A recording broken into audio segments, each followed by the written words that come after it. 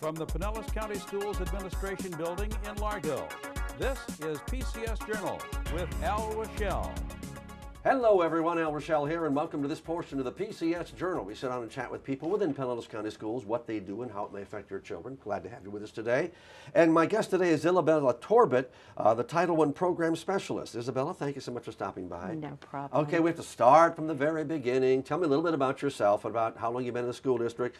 I hear you went to Dunedin High School, is that right? I did. I have actually worked for Pinellas County Schools for 23 years, but oh my gosh. I'm a fairly long-term resident. Moved here in 1965, and did attend Dunedin High School, and our son attended, and then I taught for 16 years at Dunedin Middle School, so it felt really good to give back to a school that I had actually attended and my son had attended. After those 16 years, I did jump out of the classroom, and I've been currently working for 6 years as a Title I program specialist for the district. Okay, let's start at the beginning, because we don't like to confuse people, and sometimes I get confused about what exactly is Title I? Title I is a federal grant that the district receives. The money from the Title I grant goes to support schools in our district that have high levels of economically disadvantaged children. And those funds are to assist those schools in providing supplemental supports so that we can increase proficiency levels and assist economically disadvantaged students to meet the higher standards that are required by the state on their state assessments. So just make sure I have this right, because this was a little bit of a controversy a couple of months ago when one of the media outlets reported it inaccurately, that schools that were in that area in St. Petersburg, those five that were identified as being low performing, they get Title I funds, don't they? Yes, they do. So they get funds above and beyond what is normally given to an elementary school. Correct. Title I funds supplement what the district provides for those schools. So it's over and above what a school would get in terms of their normal district funds from, state and local funding. So it comes from the federal government? Yes, sir. So we don't have to pay it back? No, sir. It's an entitlement grant.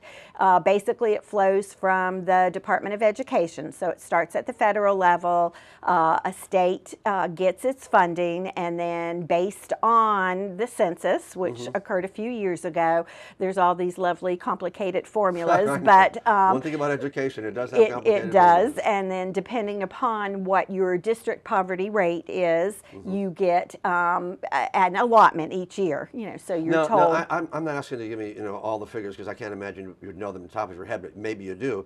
Is this a small amount of money? Or are we talking a couple $100,000? No, it's more than that. It varies. In Pinellas County, typically we receive anywhere between $24 and $30 million per year. Okay. And this year we are currently serving 63 Title I schools that qualified for Title I status. 63? 63, yes. That's not quite half, right? Because we have 130 or something like that?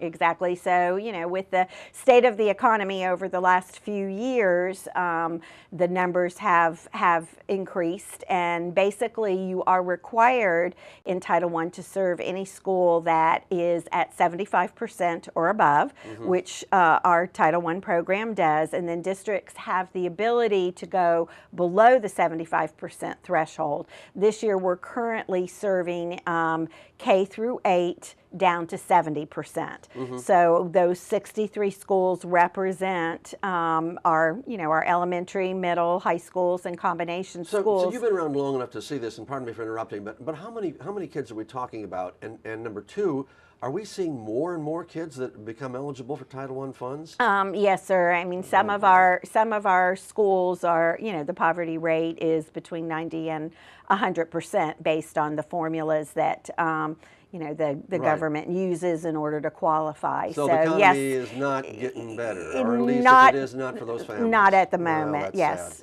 So all right, let's talk about something else that you're working on. It's a company called Promise Time. What is that?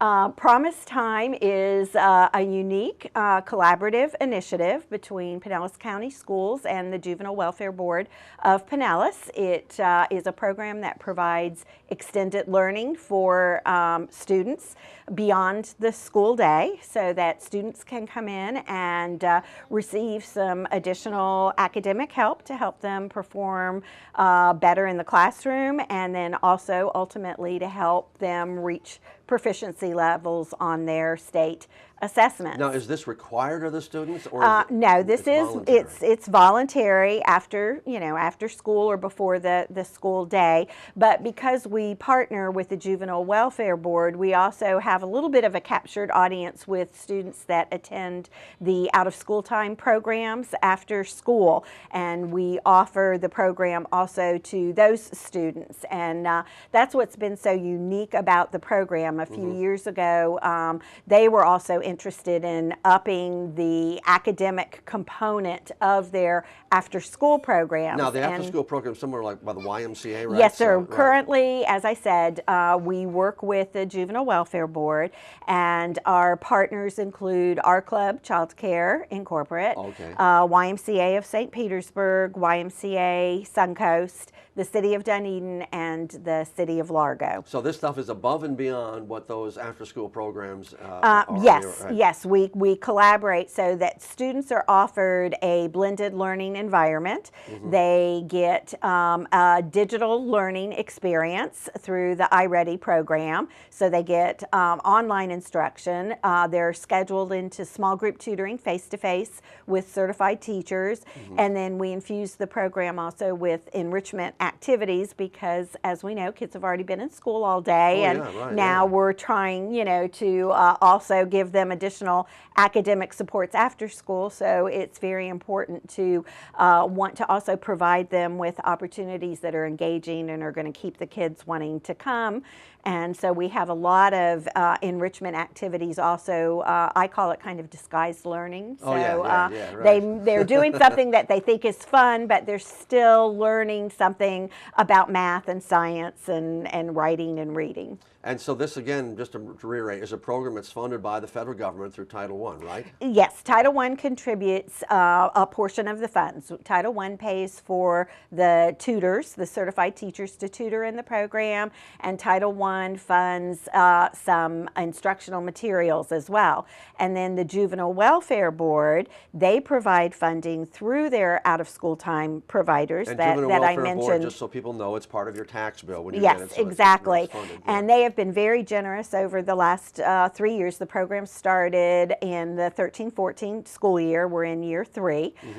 They actually fund the iReady curriculum and instruction. So their generosity pays for the licenses for the digital learning part of the program. They fund a site facilitator at each of the schools to help coordinate the program and ensure that the kids are transitioning, back and forth and setting up the schedules.